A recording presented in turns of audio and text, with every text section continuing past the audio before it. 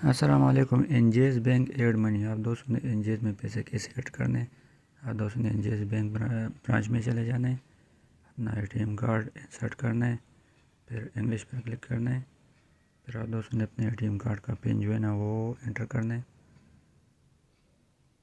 फिर आप दोस्तों ने इधर ये लेफ़्ट साइड में कैश डिपॉजिट पर क्लिक करना है। फिर आप दोस्तों ने कैश डिपॉजिट पर क्लिक करना है तो इधर ये ओपन हो जाएगा। आप दोस्तों ने अपना कैश इधर रखना है, कैश अंदर चला जाएगा। पहले इसको प्रोसेस करेगा, फिर आप दोस्तों ने कंटिन्यू पर क्लिक करना है। फिर आप दोस्तों ने येस पर क्लिक करना है। इसका रसीद भी आप दोस्तों को मिल जाएगा, आपका कार्ड बाहर निकल आ जाएगा। सही, यही तरीक़ेकार है।